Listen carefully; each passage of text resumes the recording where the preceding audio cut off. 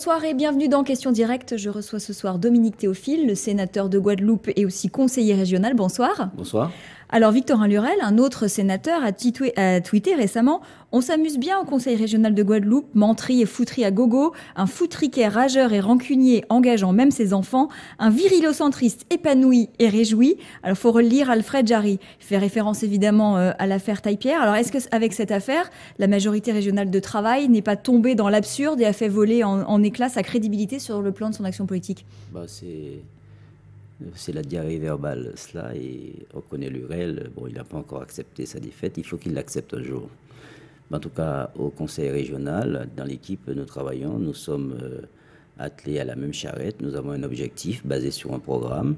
Et en 2021, les Guadeloupéens vont juger de l'efficacité du travail. La majorité de travail était en action? Tout à fait. Guy Losbar a réussi à tasser l'affaire, selon vous, en disant qu'il n'y avait pas d'affaire? Non, il n'y a pas d'affaire. Il n'y a jamais eu d'affaire. Il y a eu, je vais dire, des ressentis dans toutes les équipes, mais il n'y a pas eu d'affaire. Donc je pense que Guy Losbar s'est déjà expliqué là-dessus. Et en tant que membre du GUSR, est-ce que vous ne considérez pas que Sonia Taille-Pierre aurait dû démissionner? Non, pas du tout. En tout cas, les mots ont dépassé certainement la pensée, mais je pense que c'était... Ils ont été écrits noir sur blanc. C'était un passage, je veux dire, d'une élue un moment T. Mais l'équipe, c'est 28 personnes.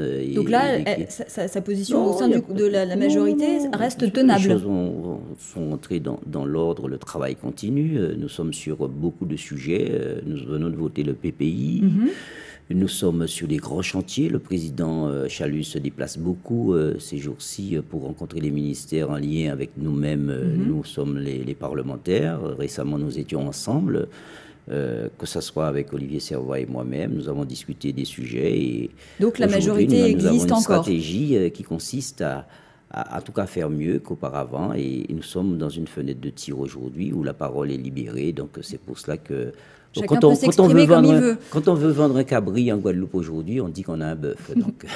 Alors venons-en des dossiers qui marquent tout autant, si ce n'est plus, heureusement, notre actualité. Depuis 6 mois que vous êtes sénateur, donc vous avez travaillé sur la problématique de l'eau, du CHU, des sargasses. Et sur les sargasses, justement, vous avez rédigé une proposition de loi visant à faire en sorte que l'État assume, je cite, la prévention et la lutte contre la prolifération des végétaux marins et qu'il ait l'obligation d'assurer leur ramassage en mer et, le cas échéant, sur le littoral ainsi que leur traitement. Alors vous pensez que ça peut passer? Ça peut passer si tous les parlementaires, déjà les ultramarins sont mobilisés, si les élus concernés sur leur territoire se mobilisent, parce que bien évidemment il y aura une partie financière, l'État sera obligé c'est là que ça risque de coincer, non? Voilà. Mais si on veut que l'État s'engage financièrement, il faut poser la problématique du ramassage en mer. C'est le seul gage qui permettra à l'État... Mais alors justement, sur cette question, Sylvie Gustave-Duflo, une de vos collègues du Conseil régional, dit que c'est utopique. Non, mais parce que Sylvie Duflo n'a pas étudié juridiquement le dossier. Peut-être qu'elle voit le dossier sur les aspects, je vais dire... un peu sur les rivages, mais juridiquement, le seul moyen de pouvoir faire en sorte que l'État s'engage, c'est le ramassage en mer. De toutes les manières, quel que soit, je pense qu'elle a tout faux sur ça, puisque la preuve, on peut en parler.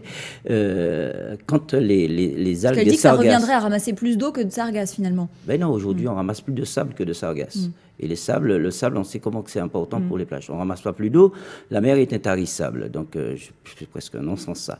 Donc, on peut ramasser les sargasses en mer à l'approche des rivages et le reste qui serait échoué sur nos rivages serait encore la responsabilité de l'État pour éviter que le bloc communal juridiquement soit intéressé. Donc, c'est le seul moyen. Il faut se conférer. C'est la seule porte de sortie. Donc, l'idée, c'est vraiment de transférer la compétence totale à l'État et exonérer les collectivités. Ça revient à ça. Bien sûr, c'est du domaine de l'État. On va tourner en rond, on va demander la catastrophe naturelle. Aujourd'hui, on va perdre du temps. Est-ce que c'est une solution, d'ailleurs, cette catastrophe naturelle? Mais on perdra du temps. Depuis 2012, on le demande. C'est pas de ce gouvernement. D'ailleurs, une commission interministérielle qui était venue a dit que c'était pas forcément une solution, d'ailleurs. Depuis 2012. Juridiquement, on nous oppose la prévisibilité, on nous oppose un certain nombre de choses. Quand les sargasses sont arrivées, c'est du ressort communal. Bref, Aujourd'hui, Donc là, il faut que ça soit... On perd du temps. Alors, là, et on perdra encore du temps quand on va quereller ou ceci et ce quoi. Le seul moyen pour s'en sortir, c'est faire en sorte que l'État... toute la responsabilité, puisqu'on sait au-delà du ramassage en mer, c'est une question de coopération internationale. Alors justement, là, il y a cet aspect-là, mais là, l'État semble avoir peut-être pris la mesure de la problématique, puisqu'il vient d'annoncer un certain nombre de mesures pour faire face à cette crise que nous connaissons. Parmi elles, on trouve le déblocage notamment d'un fonds de 3 millions d'euros de crédit d'État, mais est-ce que c'est pas insuffisant ? On avance. Et telle enseigne, on avance. Il y a un expert qui est nommé, en tout cas, pour la question, un référence national, qui va piloter donc le plan de lutte. Les choses avancent pas à pas. Mais c'est vraiment insuffisant, ces 3 millions pour la Guadeloupe et la Martinique. Sachant qu'il est question pour une année de crise, plutôt le coût de la collecte, du ramassage, du traitement, plutôt de 7,2 millions d'euros. Voilà. Mais on est parti pour longtemps, chaque année. Et pour éviter que chaque fois que des IGAD puissent dire je suis sinistré, je n'ai pas les moyens, transférons et juridiquement dans la loi la responsabilité qui est de la responsabilité de l'État, faisons en sorte que la proposition de loi passe, c'est la seule porte de sortie et la proposition supplante totalement la demande de catastrophe naturelle qui est au second plan par rapport à une loi quand on légifère. Donc on y va. On va faire de petits pas sur cette question-là qui intéresse non seulement l'environnement, mais qui impacte et impactera durement dans l'avenir des questions de santé.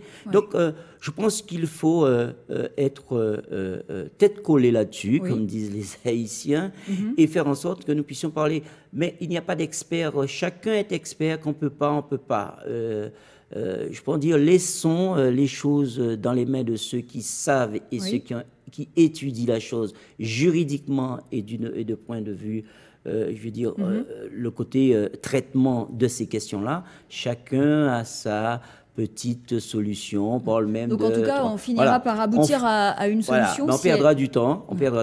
Transférons totalement à l'État. C'est une question sanitaire, c'est une question d'environnement. Transférons, faisons en sorte que nous soyons tous ensemble pour que la proposition de loi règle définitivement ces questions-là. Et on connaît les périodes où arrivent les sargasses. Donc, il faut soit les réacheminer et les réceptionner. Du temps, on en a perdu aussi beaucoup sur le chantier de l'eau. Ils sont passés où les 400 millions d'euros que le président de la République aurait promis à Richalus? Parce que pour l'instant, la seule enveloppe qui est actée, c'est les 7,7 millions que met l'État dans le plan du plan. Le président Chalus a rencontré le président Macron et qu'il a, je vais dire, informé et puis aussi qu'il a confirmé son engagement financier, l'engagement de l'État pour nous accompagner. Mais ce sera dans ces volumes-là ? Bien évidemment, c'est les 400 millions qu'on cite, c'est pas 400 millions pour une année, c'est 400 millions dans un plan. Et est-ce que ces 400 millions sont conditionnés à la structure unique ? Pluriannuel. Non, il n'y a pas de condition puisque la loi, et on fait référence au législateur, la loi va sacraliser dès 2020, s'il n'y a pas une modification, l'obligation aux collectivités, aux communautés d'agglomération d'avoir la compétence totale de l'eau. Aujourd'hui, jusqu'à 2020, c'est optionnel. On demande à toutes les communes de rentrer dans une communauté d'agglo, c'est fait. Mais pour que la compétence de l'eau soit transférée, nous avons jusqu'à juin 2020. Donc, je pense que le financement de l'État n'est pas conditionné à une gouvernance. Ce n'est pas l'affaire de l'État, la gouvernance. Ce que nous avons, et moi-même, quand j'ai lancé la mèche le 31 octobre... L'idée, c'était que tout le monde puisse être d'accord. C'est-à-dire on donne de l'argent s'ils sont d'accord. Le 31 octobre, c'est celui qui vous parle, le parlementaire que je suis, qui a lancé au niveau national la question du financement des investissements de l'eau en Guadeloupe. Et après, s'en est suivi des réunions. Qui avait d'ailleurs été un fiasco à l'aéroport en novembre dernier, on s'en souvient. Et c'est moi qui ai organisé, avec mon attaché, la réunion à l'aéroport. Et s'en est suivi des réunions. On a abouti à 71 millions, d'une part, l'apport du conseil régional qui est plus conséquent et l'apport du conseil général et les communautés d'agglo, que nous allons consommer et qu'il faudra consommer très rapidement pour faire en sorte que les prémices, en tout cas les premiers travaux pour augmenter le taux de rendement soient effectifs. Et puis, ça suivra son cours avec une mobilisation sans cesse, ne jamais lâcher la mobilisation là-dessus, puisque l'organisation de l'eau est une question primordiale pour le pays. Merci beaucoup, Dominique Théophile, d'avoir participé à Questions Directes. Restez sur ATV Guadeloupe, l'information continue. Bonne soirée.